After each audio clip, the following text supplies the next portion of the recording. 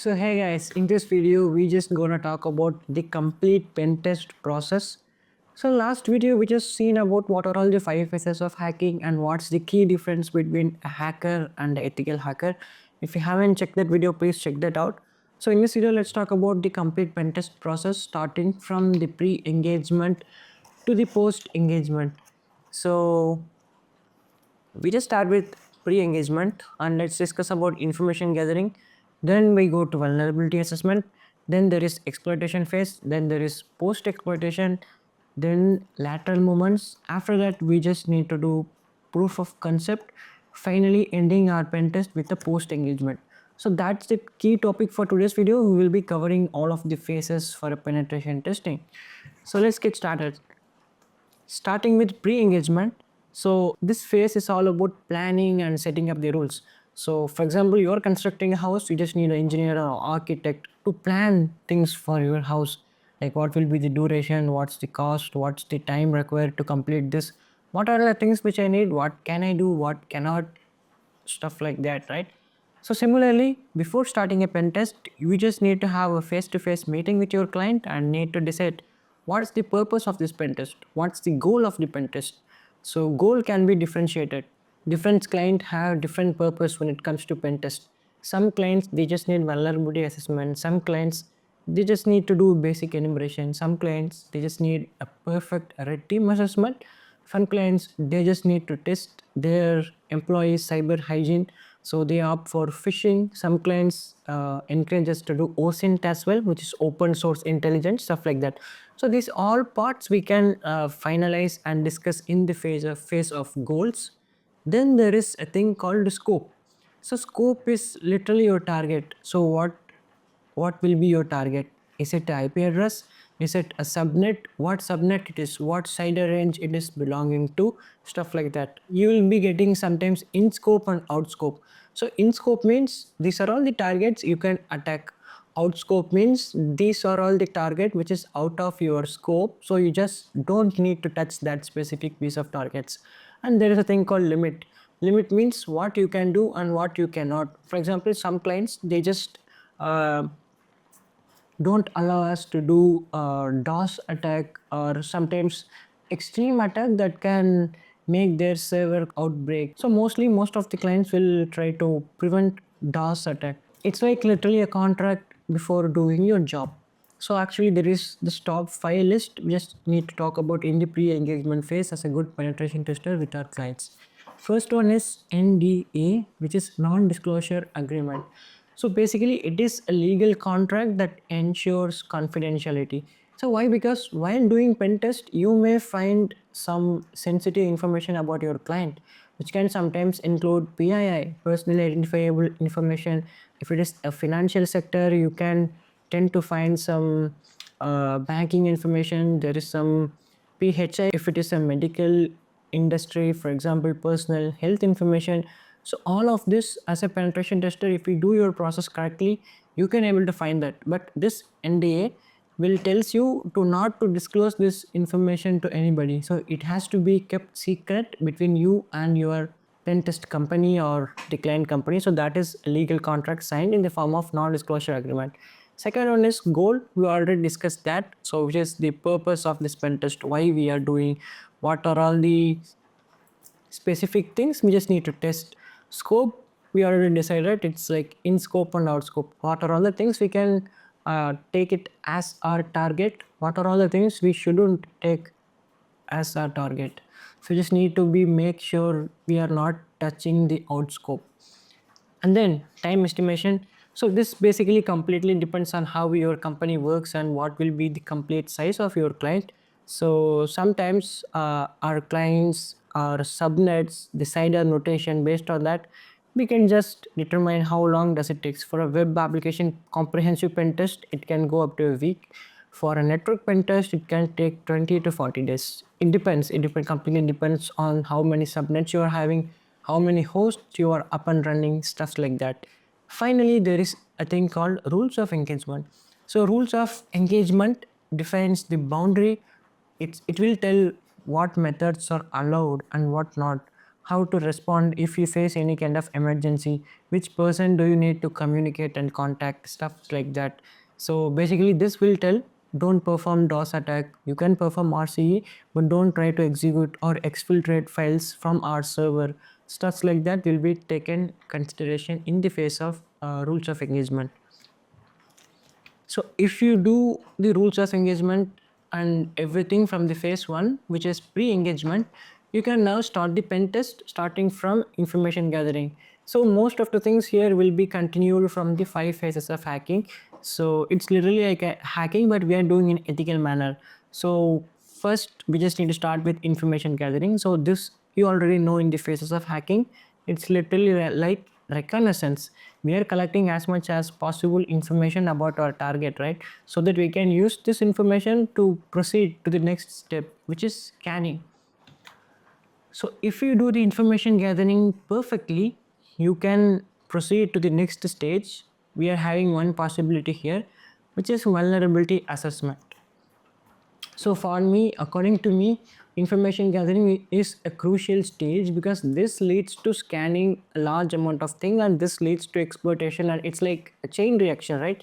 So we just need to give proper importance and proper coverage for this information gathering, so we don't need to miss anything, right? So we just need to give proper information to information gathering, so prioritize that as your first task. So you can do vulnerability assessment. It is similar to the scanning phase in the 5 phases of hacking.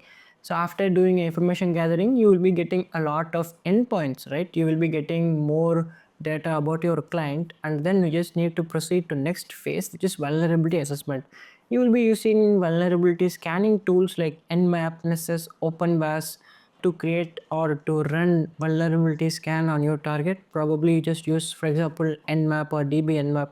Save your scan result into XML file for future reference till completing the pen test.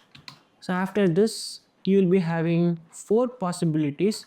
So if you do vulnerability assessment properly, you are having 3 chances. You will for sure find weakness. With that weakness, you can move to exploitation phase. Exploitation is taking advantage of that weakness. Or you can go to post exploitation. So post exploitation happens after you exploit a target. Let's assume you exploited a target and you get a direct shell to that target, and then you can try for post exploitation, which is literally trying to escalate your privileges or try to create persistence. Even if that succeed, you can try for lateral movements. So you compromised a machine A, for example. From that machine, you try to compromise another machines like A1, A2, A3, connecting from this hacked machine, right? So these three are the successful results of vulnerability assessment. But after scanning, you haven't find any vulnerability or you can't able to exploit means, you just move back to the first phase, which is information gathering. You just need to do the scan again. You just need to do information gathering again. So that is why in the beginning I told information gathering is a crucial step. So don't just miss that step. So take your own time for doing information gathering, because I heard many of my friends, they just hurry rushing to the next stage, but they don't find any kind of vulnerabilities in their server or client's network. So they will again go to the information gathering starting from the first, which is very bad, which is time consuming. So starting with information gathering, just do that properly so that you cannot come back to the first stage. So these are all the possibilities. So now let's talk about fourth phase, which is exploitation, which is one of my favorite stage. So in this phase, you will try to exploit or take advantage of that vulnerabilities. So basically, if you are in the fourth stage exploitation, then congratulations, means you just did your information gathering and scanning in a perfect way, and you just identified a weakness, and you are just trying to exploit into the target. So for example, let's say I just here identified a WordPress website which is running very lower version. It is running 5.8.7. So proper information gathering. Then I just scanned for the version enumeration stuffs. After that, I came to know it is older version and it is having several vulnerabilities. So in this exploitation phase, I will try to exploit based on the criticality or severity. I will just prioritize to try and exploit critical things first, then high, sometimes medium or low. So while exploiting, sometimes you can find exploit code openly available on GitHub. If you are lucky, you can just use the Metasploit code, which will be available default in your Metasploit framework. You can make use of that as well. So this is the basic example of exploitation. You are identified a weakness and you just try to gain in by exploiting, taking advantage of this. So end of exploitation, let's assume you are having a shell connection to a Windows or Linux machine where you can try to do the upcoming steps. So if we do the exploitation perfectly, so let's assume you just compromise the machine, right? You just have it into a machine A and you are having some kind of privilege. So after that, you are having four options to do. First option is information gathering. So it is not the same information gathering which is talked by us in first phase. So basically that information gathering will be done with our machine, right? So this information gathering is known as pillaging. This information gathering will be done under the compromised machine, not your own machine. You compromise the machine A. From that machine, you just need to do an information gathering, which it is the process of pillaging. So once if you do the pillaging, you know what this machine is, what's the host name, what's the IP address, what the privilege you are having, and a lot of details about your compromised machine A, so that you can move to post exploitation. Post exploitation means trying to escalate your privilege from regular user to root user, or trying to implement some kind of persistent techniques. So if you do the post exploitation and if you escalate your privilege, congratulations, you can do the third step, which is lateral movements. So lateral movements means you compromised machine A. From that machine, taking this machine as a pivot point and try to compromise multiple machines A1, A2, A3. It's like machine to machine, stuff like that. End of the day, we are having phase 4, I mean the probability 4, which is proof of concept. So you just need to document each and everything, take a quick screenshot or snap of your terminal, your shell sessions, and even if you haven't got your post exploitation and lateral movement successfully, you still have your exploited session, right? You can still take that as a proof of concept. So this is all about exploitation phase. Moving on to next phase, which is phase 5, we are having post exploitation. So which is an interesting phase. So in this phase, we will try to escalate our privileges so that we can get more control over the network.